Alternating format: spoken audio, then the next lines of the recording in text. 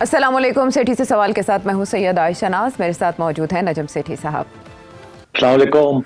सेठ साहब, एक अरसे से डील की खबरें सरगर्म हैं और ख़ुसूसन बुशरा बीबी की रिहाई के बाद ज़्यादातर लोगों का यही ख्याल था कि पसे पर्दा कुछ मामला चल रहे हैं। लेकिन आज गार्डियन में एक मजमून छपता है जिसमें बाकायदा जो सीनियर मिलिट्री सोर्सेज हैं उनको कोट करता है गार्डियन अखबार, और ये कहता है कि पाकिस्तान आर्मी का, मिलिट्री का कोई इरादा नहीं है कि वो किसी भी तरह की बातचीत करें जो कैद हैं इमरान खान साहब, बानी PTI उनके साथ। और दूसरा ये कि वो ये कहते हैं कि बेशक वो आइन और कानून की बालादस्ती चाहते हैं इमरान खान साहब, लेकिन वो आइन और कानून की बालादस्ती अपने लिए नहीं चाहते। उनका नाम नहीं लिया गया सीनियर मिलिट्री सोर्स का, लेकिन ये मजमून ये बता रहा है कि पाक फौज का ऐसा कोई इरादा नहीं है। और आप अपने तज्जिये में बारहा इस बात का जिक्र भी कर चुके हैं कि वहां से तो नंबर ब्लॉक है और ऐसा कोई इरादा उनका नहीं है। मीनवाइल आपने बुशरा बीबी की रिहाई को डीकोड यूं किया था कि 3 लोगों को के साथ डील की गई है, उसमें अलीमा खान साहिबा थी और बुशरा बीबी साहिबा और अली अमीन गंडापुर साहब। अब जब से 24 नवंबर की कॉल दी गई है उसके बाद अलीमा खान साहिबा उसका ऐलान करती हैं, और आज जो पेशावर में इजलास तलब किया गया था पार्टी ओहदेदारों और वर्कर्स का, उससे बुशरा बीबी सोर्सेज के मुताबिक खिताब करती हैं 10 मिनट तक बापर्दा, और इंस्ट्रक्शंस दी जाती हैं, हिदायत दी जाती हैं, बानी PTI का पैगाम पहुंचाया जाता है। अब यहाँ पर यह सवाल भी पैदा होता है कि बुशरा बीबी को बानी PTI का पैगाम कौन पहुंचा रहा है? जब केसेस की समात में वो इकट्ठे होते हैं कोर्ट में, तो ज़्यादा से ज़्यादा कितनी बातचीत मुमकिन हो पाती होगी? सेठ साहब, आपने उन्हें कहा था इनके बारे में कि इनको डील या कन्विंस करने का काम सौंपा गया है, लेकिन बाहर आके तो ये मुज़ाहमत वाला बयानिया बानी PTI का आगे बढ़ा रहे हैं। ये चक्कर क्या है? देखिए, आपने जिक्र किया गार्डियन की खबर। गार्डियन की खबर बड़ी क्लियर कट है और वो वही बात कर रही है जो कि सिर्फ मैं नहीं और भी तजियाकार कर रहे हैं कि एस्टैब्लिशमेंट किसी मूड में नहीं है किसी किस्म की डील करने के साथ इमरान खान में, क्योंकि वो ट्रस्ट नहीं करती खान साहब को और वो समझती है ये अच्छी हुकूमत नहीं करेंगे, हुक्मरानी में कमज़ोर हैं, और उसके अलावा ये जातियात और ये कबायली किस्म के इश्यूज उन्होंने बनाए हुए हैं इंस्टीट्यूशंस के साथ। तो इसलिए और ये हम कहते रहे हैं, मगर हम ये नहीं कह सकते थे कि हमें फौजियों ने ये कहा है मगर अब गार्डियन तो कह सकता है ना, और वो गोरी है जिसने ये लिखा है, तो जाहिर है उसकी बात में ज्यादा क्रेडिबिलिटी है। पाकिस्तानी जर्नलिस्ट जो है, हम कहते रह जाए, लोग कहते हैं पता नहीं सही है, पता नहीं सही नहीं है, ये खांदे ने पींदे ने, ये उन्होंने स्पोक्समैन बने ने, लफाफा लेंदे ने, तो अब गार्डियन में आ गया तो अब सारे यकीन करेंगे हाँ भाई ये तो है। अब तो इसका ये मतलब है कोई डील नहीं है। पहली बात, डील कभी भी नहीं थी। अच्छा। आपने जिक्र किया कि मैंने जो तबसरा किया था, आपने लफ्ज पहले तो डील का इस्तेमाल किया, मैंने कभी डील का लफ्ज इस्तेमाल नहीं किया। फिर आपने उसको तो आपने अपने आप को करेक्ट किया और आपने कहा कोई अंडरस्टैंडिंग थी, जो कि मैं हमेशा कहता हूँ कि अंडरस्टैंडिंग ये थी कि आप जाएं उसको समझाएं, और अगर आप कामयाब नहीं होंगे तो फिर ठीक है, देखा जाएगा। तो इन्होंने कोशिश की है, गंडापुर ने भी कोशिश की है, और मेरा ख्याल है मैडम ने भी कोशिश की है, और 1-2 और साहब थे जिनके जिम्मे ये लगाई गई थी बात कि आप जाएं और समझाएं उनको, तो वो नहीं समझने के मूड में। कल भी मैंने जिक्र किया था कि वो कौन सी किताब या कौन सी एडवाइस के ऊपर सहारा दिए हुए हैं और अपनी स्ट्रेटजी बनाई हुई है। आज उसके ऊपर ज्यादा हम डिटेल में जाएंगे कि वो कौन सी पढ़त लिखत है जिसकी बेसिस के ऊपर उन्होंने अपनी सारी रिबेलियन की और रिवोल्ट की जो है स्ट्रेटजी बनाई हुई है। मगर अब वाज़ेह हो गया कि किसी सूरत में भी कोई डील नहीं है। अच्छा, अब आप आइए, इससे तो ये अब समझ आ गई ना कि खान साहब जो है वो क्यों उन्होंने 24 तारीख को फिर सबको कहा कि बाहर निकले। इसके ऊपर मैं थोड़ी देर में बात करता हूँ। अच्छा। मगर कल जो मैंने बात की थी कि कल मैंने कहा था कि एक बड़ा एक्सपीरियंस्ड वॉशिंगटन वॉचर और पाकिस्तान वॉचर, जिसका नाम भी मैंने लिया, वली नसर साहब, उनके मुताबिक मैंने बताया था कि वो क्या सोच रहे हैं या उनकी क्या सोच है अमेरिकन एस्टैब्लिशमेंट के बारे में या डोनाल्ड ट्रंप के बारे में। तो उसमें मैंने कहा था कि उनका ये ख्याल है कि डोनाल्ड ट्रंप जो है वो डिमांड करेगा कि खान साहब को रिहा किया जाए। अच्छा। और इनके साथ कोई डील वील की जाए। मगर मैंने अपना मौकफ नहीं दिया था जी। मैंने ये नहीं कहा था कि मैं यकीन करता हूँ कि वो जो कह रहे हैं वो सही है। ये उनका मौकफ था क्योंकि वो उनकी अहमियत है as an important strategic thinker and close to the Washington Beltway. तो इसलिए मैंने सोचा कि ये बताना चाहिए कि ऐसी सोच भी है कुछ सर्कल्स में वॉशिंगटन के अंदर, और डोनाल्ड ट्रंप जो है उसके बारे में भी कुछ लोग ऐसे ही सोचते हैं कि वो करेगा कुछ जी। मैं आपको अपनी बात बता देता हूँ। मेरा ये ख्याल है कि डोनाल्ड ट्रंप कोई ना कोई ट्वीट शीट जरूर करेगा। आज आपने देखा कि स्टेट डिपार्टमेंट की तरफ से भी स्पोर्ट्स के बारे में कोई बयान आया है, मैं उसके ऊपर भी बाद में बात करूंगा। जी जी। मगर और इंडिया पाकिस्तान के बारे में, मगर डोनाल्ड ट्रंप के बारे में मेरा ये ख्याल है कि वो डिमांड वांड नहीं करेगा। वो ट्वीट एक आध जरूर करेगा अपने कंस्टिट्यूएंट्स जिन्होंने उसको लाखों डॉलर्स दिए हैं कैंपेन फंड्स में, उनको खुश करने के लिए वो जरूर कुछ ना कुछ बात करेगा। मगर वो कोई रेड लाइन, मेरा ख्याल है कोई रेड लाइन नहीं क्रॉस करेगा regarding Pakistan current system, because he has to work with this system. और इस सिस्टम के अंदर जो पावर्स दैट बी जो हैं, they are not going to be easily persuaded by Donald Trump. उनकी तरफ से ये जो आज इंटरव्यू दिया गार्डियन को, आप समझ लें कि ये जवाब है उसका।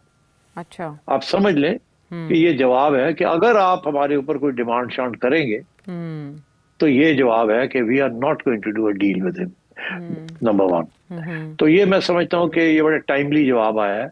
और क्योंकि उसके दो पहलू हैं, एक तो ये कि इंटरनेशनल कम्युनिटी जो छोटी मोटी हरकत में है उनको भी इस पैगाम चला जाए कि don't lean on us, number एक। नंबर दो, ये कि वी आर वेरी डिटरमिन्ड कि इस बंदे के साथ काम नहीं हो सकता जिस मूड में वो है। इसीलिए उन्होंने ये 3 लोगों को चलाया था, मोहरे चलाए थे कि जाए उसको समझाएं। और आप देख ही रहे हैं कि वो जो मोहरे हैं, देयर इन ट्रबल।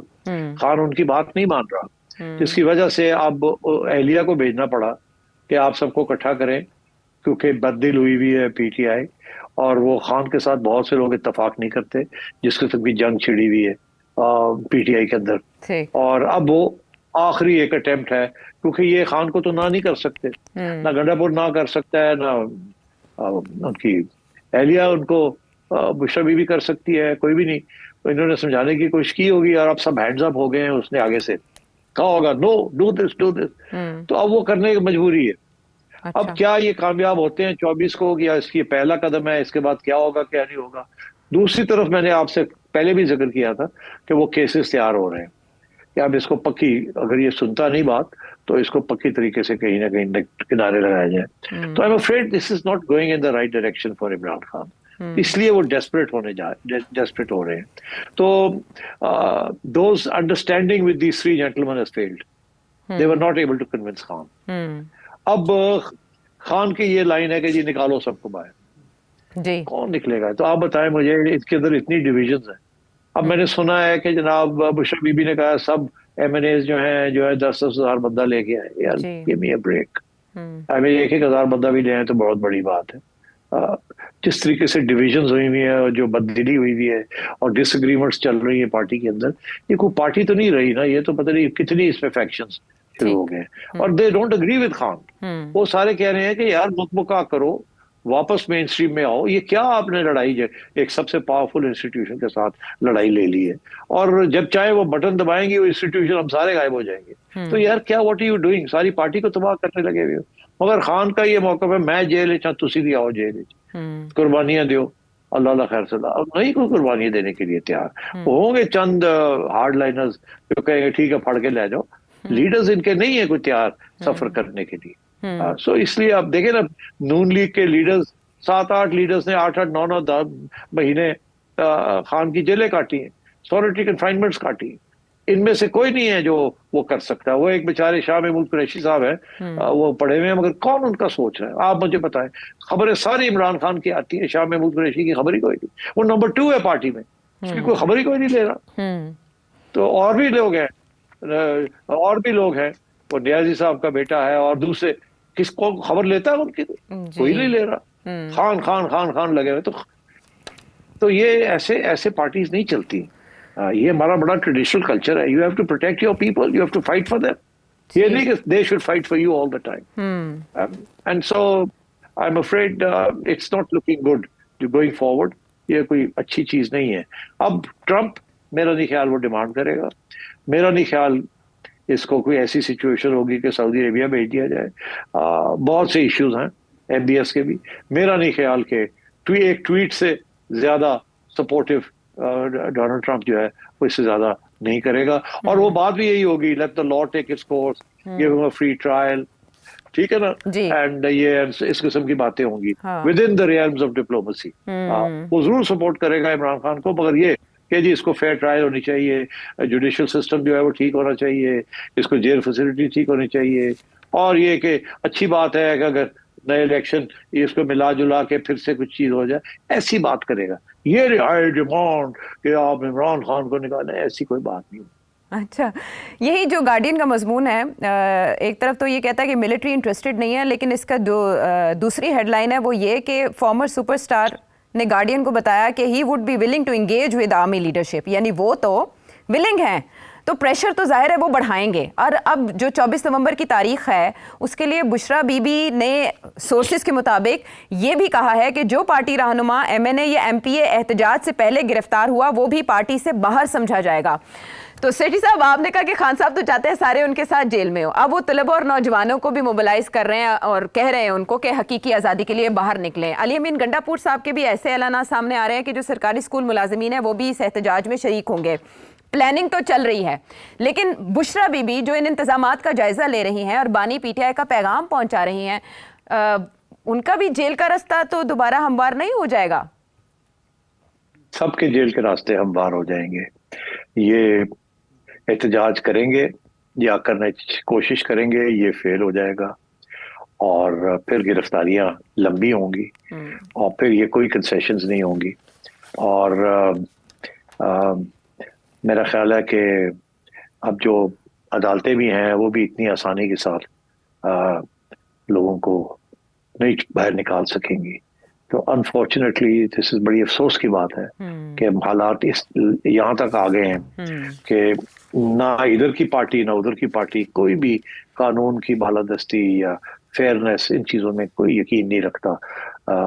अब खान साहब का जो इशू है ना, उन्होंने जो बना लिया है अपना एक बयानिया, वो एक बगावत का बयानिया है, वो एक दिन ब दिन इनकलाबी बयानिया बनता जा रहा है। वो नॉन वायलेंट रेजिस्टेंस की तरफ से नहीं, वो वायलेंट रेजिस्टेंस की तरफ बढ़ता जा रहा है जी।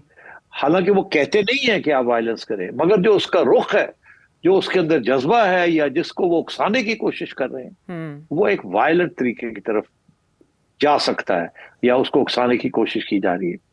मैं चाहूंगा कि आप नाजरीन को बताएं कि खान साहब अपनी इंस्पिरेशन जो है या अपनी लाइन जो है, जो अपनी बयानिया जो है रेजिस्टेंस का, प्रोटेस्ट का अगेंस्ट डिक्टेटरशिप या अगेंस्ट अथॉरिटेरियनिज्म, वो कहाँ से ले रहे हैं।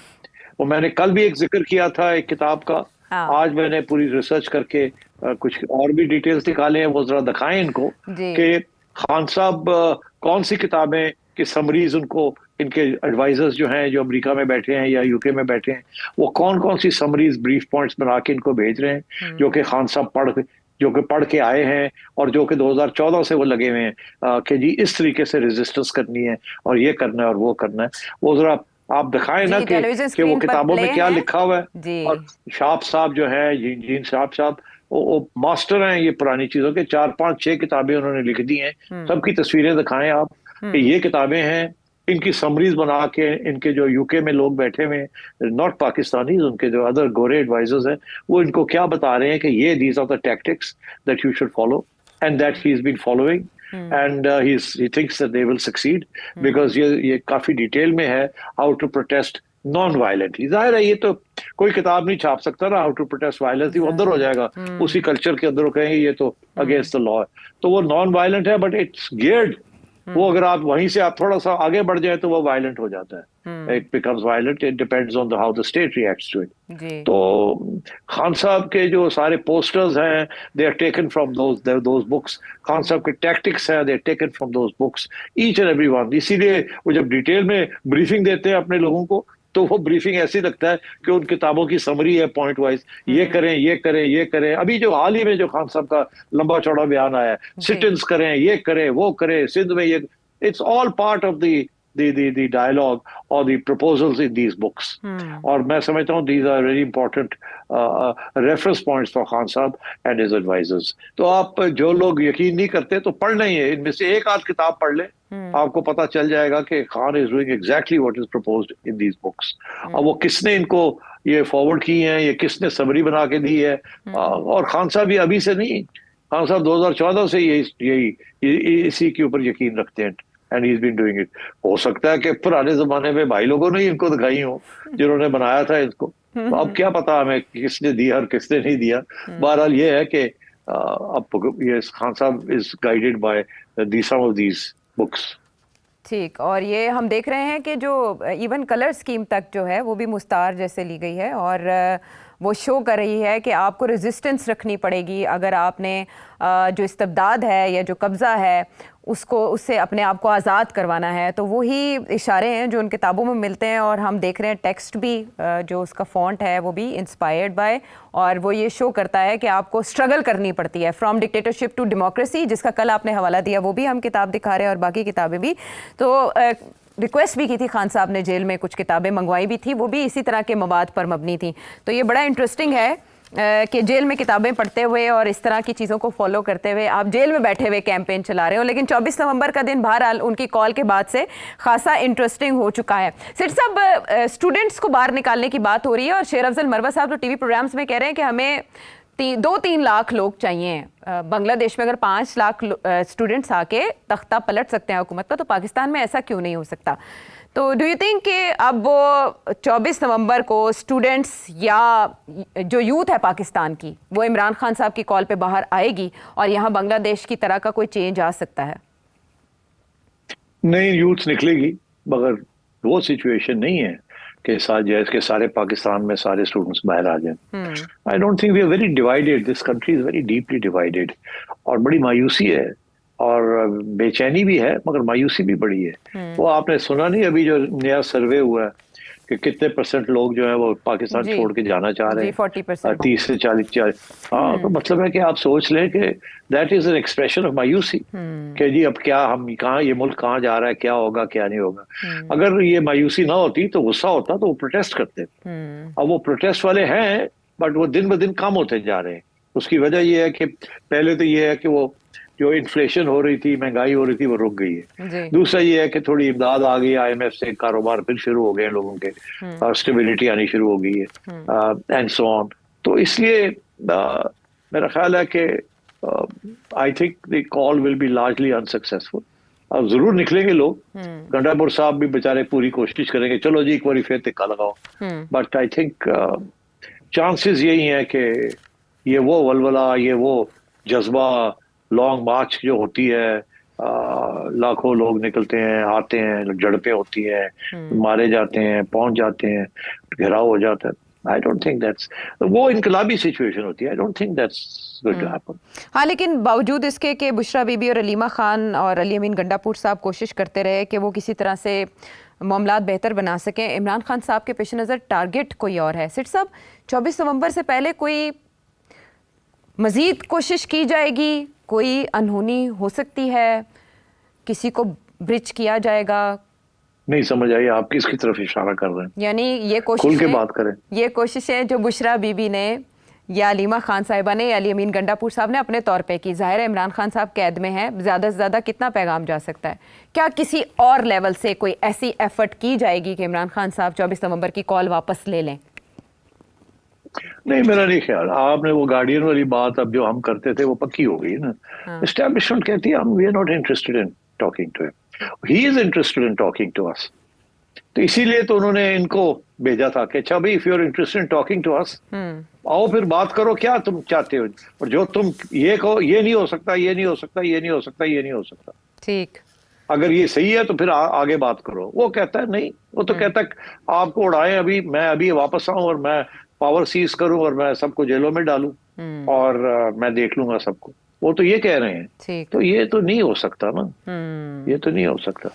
ठीक है, तो हर गुजरते दिन के साथ इंटरेस्ट बढ़ता जा रहा है कि 24 नवंबर को पाकिस्तान तहरीक इंसाफ क्या कर सकेगी और उसका कितना इम्पैक्ट होगा। सेठी साहब का तजिया आपने जाना। एक और बहुत अहम, चैंपियंस ट्रॉफी और उसका रूट को लेकर BCCI ने क्या कहा और ICC ने क्या किया। ब्रेक के बाद इस पर बात करेंगे।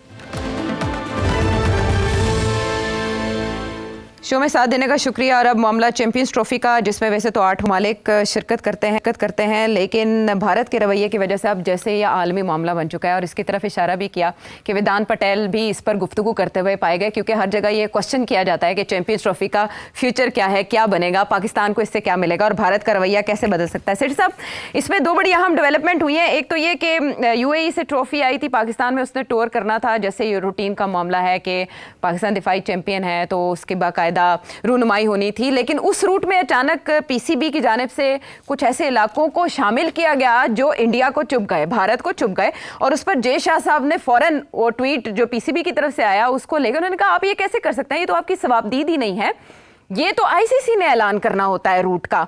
अब मुझे सिट साहब, पीसीबी के आप चेयरमैन रह चुके हैं, आप हमें बताएं जरा कि क्या पीसीबी ने इसमें कुछ गलत किया है या भारत का एतराज भेजा है जो खुद लद्दाख ले गया था ट्रॉफी को? पीसीबी खुद नहीं करता ऐसे काम। पीसीबी को एडवाइस मिली होगी या पूछा होगा और वहां से एडवाइस यही मिली होगी कि आप वहां भी करें इसको। अब मुझे एक्चुअली जब मैंने ये सुना था I was a bit surprised, because ये पहली दफा हुआ है। हमने कभी भी पीसीबी ने चैंपियन, ये जो ट्रॉफीज आती हैं वो टूर करती हैं वर्ल्ड को, वो बेसिकली 2-3-4 जगह पे जाती हैं, पेशावर, कराची, लाहौर, इससे ज्यादा इधर उधर नहीं जाती वो। और सिक्योरिटी के भी इश्यूज होते हैं। इस दफा आजाद कश्मीर, गिलगित बल्तिस्तान भी इंक्लूड कर लिए। मेरा ख्याल है ये सोची समझी डिसीजन थी पीसीबी की, और ये पीसीबी की नहीं थी। ये ऐसे डिसीजन करने से पहले कहीं पूछा होगा क्या ख्याल है, चेयरमैन साहब ने पूछा होगा ना कि क्या ख्याल है, ऐसे कर दे। आगे से जवाब मिला होगा यही कि हाँ कर दे। तो मेरा ख्याल है ये टेस्टिंग द वाटर्स भी थी कि अगर ये ओके हो जाता है तो फिर शायद बात आगे भी बढ़ सकती है। मगर ये ओके नहीं हुआ ना, उन्होंने फौरन देख लिया और उन्होंने एहतजाज कर दिया। वो तो कहते हैं ये आपका हिस्सा ही नहीं है, गिलगित बल्तिस्तान और आजाद कश्मीर, ये तो उनका मौकफ है ना। तो इसलिए, और वो तो ये कहता है नरेंद्र मोदी कि मैंने तो ये लेने हैं वापस। तो अब आपने जब ये फैसला किया तो then PCB should have known कि इस पर रिएक्शन आएगा, और रिएक्शन जब आएगा तो it will confirm the Indian position कि हमने नहीं जाना पाकिस्तान। अच्छा, ये एक अब और भी इसमें एविडेंस मिल जाती है ना कि ये भी ये सोचा समझा, जैसे कहते हैं कदम था कि टेस्ट किया जाए वाटर। तो वो वाटर क्या टेस्ट किया, वो तो होता ही आ गया, करंट दौड़ा दिया पानी में। अच्छा, अब बात ये है कि ठीक है, it was worth it, it was a worth an effort. ठीक है, उन्होंने कहा नहीं हो सकता, चलो खत्म होगी बात। आपने कोशिश की, वेरी गुड, मगर मिसफायर हो गया ना ये। अब आइए आगे के इसके साथ वो और भी हार्ड लाइन आएगी अब इंडिया से कि ये देखे ये लोग ये कर रहे हैं, इनके इरादे ठीक नहीं है और हमने नहीं जाना, हमने इनको टाइट करना है। अच्छा, अब वो टाइट तो सिर्फ आईसीसी के जरिए कर सकते हैं ना, तो इसीलिए आईसीसी को उन्होंने कहा और आईसीसी ने इमीडिएटली कर दिया। ठीक है ना, उन्होंने नहीं कर सकते। अब आइए आप अगली बात। अब आप अभी इंट्रोडक्शन में आपने हवाला दिया था कि आर्मी चीफ साहब ने भी बातें की है कि ये मरगला डायलॉग जो हो रही है। जी। अगर आप उससे थोड़ी सी हमें बता दें तो मैं आपको इसके साथ उसका भी लिंक एस्टेब्लिश कर देता हूँ कि उन्होंने भी बड़ी सख्त बातें की है। एंड इसका ये मतलब, ये क्या मतलब है उसका और आगे जाके क्या होगा, आई विल एक्सप्लेन। असल में कल आपने ये इशारा दिया था कि बैकडोर बातचीत की जाए तो मुमकिन हो सकता है कि ये भारत अपनी टीम को इजाज़त दे दे। तो आज कल आपने ये भी इशारा किया था कि सियासी लीडरशिप ऐसा कब कर सकती है। तो आज जब ये मागला डायलॉग से खिताब कर रहे थे आर्मी चीफ, तो उन्होंने और भी बहुत से इश्यूज़ का जिक्र किया, फेक न्यूज़, अफगानिस्तान का मामला, पाकिस्तान को दरपेश security challenges and so many things. But जो भारत के हवाले से उनकी स्टेटमेंट्स हैं वो ये कि भारत के इंतहा पसंदाना नज़रिए की वजह से जो बैरून मुल्क मुकीम अक़लियतें हैं वो महफूज नहीं हैं, ख़ासतौर पर जो अमेरिका, बरतानिया और कनाडा में मुकीम हैं। इसके अलावा मकबूजा जम्मू कश्मीर में भारत का जुल्म बर्बरियत भी हिंदुत्व नज़रिए और पॉलिसी का तसलसल है। यानी भारत पर सख्त तनकीद आर्मी चीफ ने की आज। अब देखिए ना, इससे तो क्लियर हो गया ना कि cut, no Champions Trophy, no softening of relationship with India, no trade। ये जो इसाक डार साहब ने गुड्डी उड़ाने की कोशिश की थी, आर्मी चीफ की तरफ से एस्टैब्लिशमेंट का पॉइंट आ गया जी, स्ट्रेट फॉरवर्ड।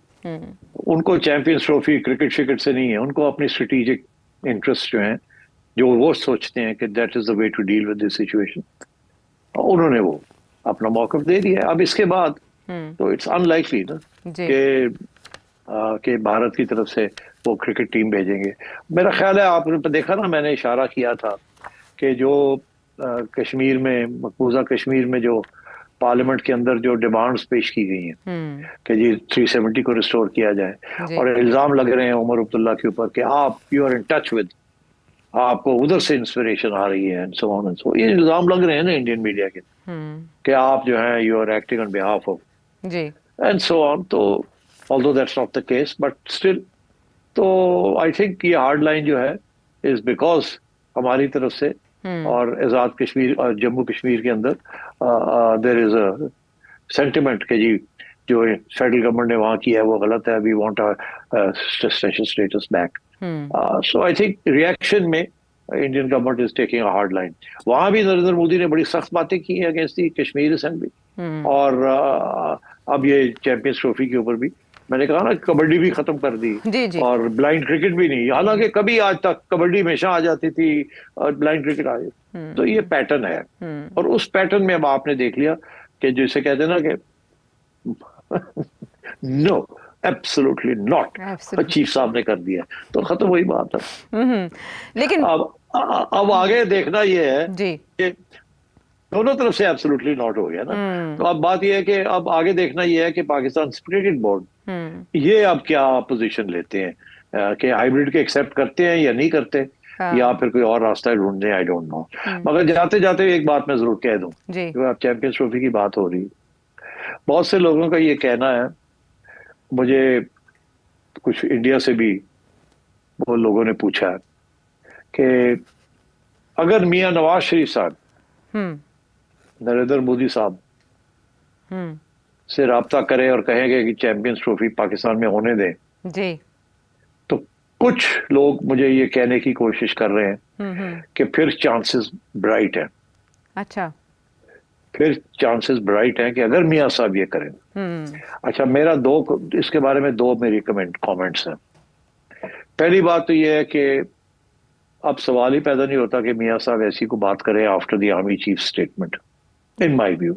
आपको पता है कल मैंने यही कहा था कि कल या परसों कहा था कि अगर एस्टेब्लिशमेंट चाहे ग्रीन लाइट दे तो फिर शायद आपकी हुकूमत, शहबाज साहब या मियां साहब या कोई और, इस बात को बैक चैनल के जरिए आगे बढ़ाएं। मगर अगर आपकी एस्टेब्लिशमेंट ही आपको ना कर देती और हार्ड लाइन ले रही है जिस तरीके से वो ले, तो फिर there is no question of Nawaz Sharif साहब या शहबाज शरीफ साहब somebody getting up and saying no Narendra Modi साहब हम आपसे राब्ता करें। It does not happen like that। अच्छा, तो मेरा ख्याल है अब कोई सवाल ही पैदा नहीं होता कि नवाज शरीफ साहब कोई ऐसी पेशकदमी करे या इनिशिएटिव ले to reach out to Narendra Modi. Nawaz Sharif साहब would never do take this decision without formal consultation with the establishment and the accommodation of the establishment's point of view। This government is totally dependent on the establishment, and this government will never go against what the establishment is saying। और army chief ने आपको बता दिया है what is their position। अच्छा सेठ साहब, एक और कंफ्यूजन है, वो भी दूर कर दीजिएगा प्लीज, के सोर्सेज ये कह रहे हैं कि आईसीसी ने भारत से तहरीरी जवाब मांगा है कि आप रीजंस दें, क्योंकि पीसीबी ने 12 नवंबर को एक खत लिख के कहा है कि हमें बताया जाए बाकी टीम्स आ रही हैं तो भारत को क्या एतराज़ है, और ये भी कि भारत के बगैर पाकिस्तान ये इवेंट करा सकता है, श्रीलंका या वेस्ट इंडीज़ को इवेंट में शिरकत के लिए बुलाया जा सकता है। दूसरी तरफ जो टाइम्स ऑफ इंडिया है वो ये रिपोर्ट कर रहा है कि ट्रॉफी उस टाइम आई है जब आईसीसी ने पीसीबी से जवाब मांगा है कि आप हमें हाइब्रिड पर बताएं कि आप क्या चाहते हैं।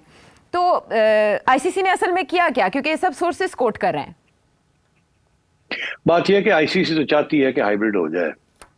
मैंने आपसे कल भी जिक्र किया था कि जब मेरी मुलाकात हुई थी जय शाह के साथ ऑन द एशिया कप, तो उसमें ग्रेग बार्कले जो आईसीसी के चेयरमैन है वो भी थे। एक स्पेशल मीटिंग थी जिसमें हम 3 थे सिर्फ, उसमें और चौथा कोई नहीं था, जिससे मैंने अपना ये मौक़िफ़ हाइब्रिड का समझाने की कोशिश की और आईसीसी को भी कहा कि इनको समझाएं कि हाइब्रिड कर लें, नहीं तो हम नहीं पार्टिसिपेट करेंगे अगला जो वर्ल्ड कप आ रहा है। मैंने वो बड़ी पक्की धमकी दी थी। अच्छा। और तो उसमें मुझे याद है, and I said to you yesterday, कि आईसीसी को इंक्लिनेशन यही थी कि अगर हम रोकना नहीं चाहते या अगर और हाइब्रिड कर लें, और अगर वर्ल्ड कप के अंदर भी पाकिस्तान का ये मौकूफ हुआ तो इंडिया को भी सोचना चाहिए, क्योंकि इंडिया में था ना कि जी पाकिस्तान के मैचेस जो हैं वो इंडिया में ना हो। मगर उस वक्त की जो पीसीबी की जो लीडरशिप थी, गालिबा ज़का अशरफ साहब थे, उन्होंने फिर जाके एक्सेप्ट कर लिया था कि हम इंडिया में खेल लेंगे।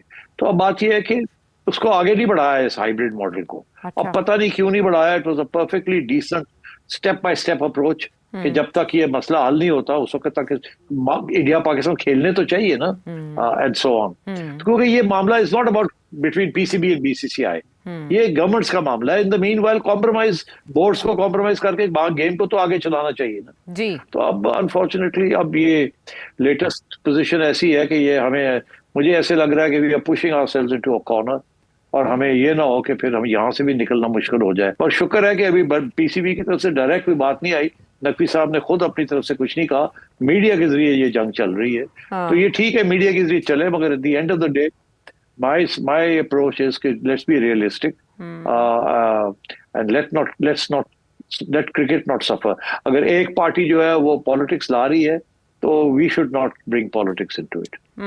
लेकिन ये क्रिक इन्फो ESPN पे रिपोर्ट हुआ है कि मोहसिन नकवी साहब ने कहा है कि हम हाइब्रिड मॉडल एक्सेप्ट नहीं करेंगे चैंपियंस ट्रॉफी के लिए। तो आपको लगता है कि पाकिस्तान को इस पे फ्लेक्सिबल होना पड़ेगा आखिरकार? अब मोहसिन नकवी साहब के क्या कंसिडरेशंस हैं, उनको क्या हिदायत हुई है ऊपर से, आई कांट से। मगर अब नजर मुझे यही आ रहा है कि पाकिस्तान क्रिकेट के अंदर भी बहुत पॉलिटिक्स शुरू हो गई है। It is unfortunate. बीसीसीआई में तो थी गवर्नमेंट इंटरफेरेंस, मगर अगर पीसीबी में भी गवर्नमेंट इंटरफेरेंस हो रही है तो व्हाट कैन आई से। ठीक है, यानी मामला है अभी भी हवा में। अब देखते हैं कौन कैच आउट होता है या कौन छक्का लगाता है। वापस आते हैं ब्रेक के बाद। और अब आपके सवालों की बारी। सईद अब्बासी साहब शंघाई से सवाल कर रहे हैं, यार मोहम्मद वकार साहब पेशावर से, बहुत इंटरेस्टिंग क्वेश्चंस हैं आपके, कोशिश करेंगे आज उन्हें शामिल करने की। लेकिन अली इसहाक साहब लाहौर से क्या जानना चाह रहे हैं पहले वो?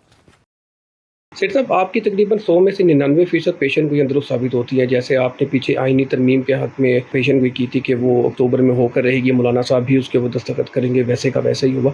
क्या इस सिलसिले में आपको कभी किसी शख्स या इदारे की तरफ से कोई वार्निंग या कॉल मैसेज नहीं मौसूल हुई कि आप हमारे तमाम राज आवाम में नशर कर देते हैं, जो हमने छुपा के प्लानिंग की होती थी आप उनके बारे में सबको बता देते हैं? बताएं। नहीं, ऐसी कोई बात नहीं है। देखिए, तजिया होता है ना। मैं ये तो नहीं कि मुझे कोई फीड करता है तो मैं वही बातें करता हूँ, ऐसी बात नहीं है। गलती भी हो जाती है। बट देखिए, मैं 40 साल से जर्नलिज्म कर रहा हूँ तो कुछ ना कुछ तो सीखा है ना कुछ तो चिड़िया हर जगह पे फिरती है ना, खबरें तो मिलती है ना अंदर की बात की।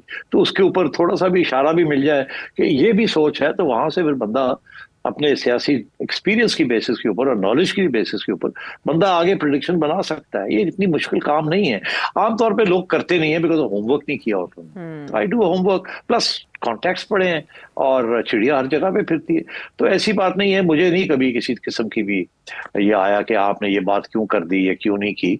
ये आता है कि ये बात करनी नहीं चाहिए थी, मगर वो भी इनडायरेक्टली आता है, डायरेक्टली नहीं आता। ये मेरी खुशकिस्मती है कि डायरेक्टली नहीं मेरे से करते। मगर बात ये, मुझे बुलाते भी नहीं है। मुझे कोई प्रेस कॉन्फ्रेंसेस पे, ब्रीफिंग्स के ऊपर बुलाते भी नहीं है। उन्हें पता है यार है बंदा जड़ा इन्हें अपना ही काम करना है, छड़ो पर इन्हों की बुलाना है। तो आपने देखा मुझे कभी किसी ब्रीफिंग में नहीं बुलाया गया। जब गवर्नमेंट की कोई ब्रीफिंग होती है या एस्टेब्लिशमेंट की कोई होती है, आई एम नॉट इंक्लूडेड। अच्छी बात है, very happy I am not included. मुझे पता ही चल जाता है हो क्या रहा है। अगर मुझे इंक्लूड कर ले तो फिर प्रॉब्लम बन जाएगा मेरे लिए। फिर वो शर्म याद में मुझे भी कुछ थोड़ी बहुत वो इनकी बात सुननी पड़ेगी। तो अच्छी बात है, मैं आई स्टे इंडिपेंडेंट। बाकी ख्याल तो करना पड़ता है बिकॉज वो चैनल वाले भी सारा वक्त बटन लेके बैठे होते हैं, ये नहीं कह सकते, ये नहीं कर सकते, तो वो भी देखना पड़ता है। बहरहाल काम चल रहा है, अल्लाह खैर सदा। कभी कभी रेड लाइन क्रॉस हो जाती है, फिर वो चैनल वाले ही बता देते हैं कि सर वो फिर जरा ख्याल करना। अच्छा यार ख्याल कर लेने एंड सो ऑन। तो अब बात ये है कि ऐसी तो नहीं बात कि कोई मुझे करता है, मगर ये जरूर है कि सियासतदान भी नहीं करते। वो भी नहीं करते कि यार आपने उनको पता है, उन्होंने तो नहीं मुझे बताया ना। या तो उन्होंने बताया हो तो फिर मैं करूं, तो अब मेरा इंडिपेंडेंट, मतलब गलत गलत भी हो सकती बात। अब मैं एक दफा एक चीज जरूर कहूंगा कि अब पता नहीं मुझे कहनी चाहिए कि नहीं कहनी चाहिए। एक सियासी लीडर से मुझे आया था, अच्छा, कि आपने ये बयानी, ये एक बात जो कही है ये गलत है, अच्छा, ऐसे नहीं होगा। तो मैंने फिर जवाब दिया, मैंने कहा चले देख लेते हैं, हाँ, अगर ना हुआ ऐसे तो मैं माजरत कर लूंगा। अच्छा, मगर फिर वो हुआ वही जो मैंने कहा था। तो फिर उसके बाद मैंने उन्होंने सोचा कि मैं माजरत अब की। क्या करूं, उनको थोड़ा सा करूं। नहीं, उन्होंने नहीं की, वो चुप ही हो गए। मैंने फिर हल्का सा मुबारक दे दी, कि मैंने कहा मुबारक हो, आपने अच्छा फैसला किया। यही काफी था। आप समझे ना मेरी बात, बस इससे मैसेज ज्यादा नहीं। कन्वेड। ठीक है सेठ साहब, इससे ज्यादा हमारे पास मैंने वक्त भाई भी मुबारक नहीं दे दी, हाँ, आपने। हाँ, ओके ओके, ठीक ठीक, भारत मुबारक दे दी और उसी से उनको पता चल गया कि आप कहना क्या चाह रहे हैं। साथ अगर कोई मरता हो तो फिर उसे जहर देने की क्या जरूरत है। बहरहाल हुमायूं अब्बासी साहब सऊदी अरब से, मलिक चंगेज न्यूयॉर्क से, मोहम्मद अहमद लाहौर से आपके सवाल शामिल करने की हमारी नीयत थी, और भी बहुत से सवालों की तरह आइंदा प्रोग्राम्स के लिए रखते हैं इन सवालों को। अगले प्रोग्राम तक के लिए इजाजत है।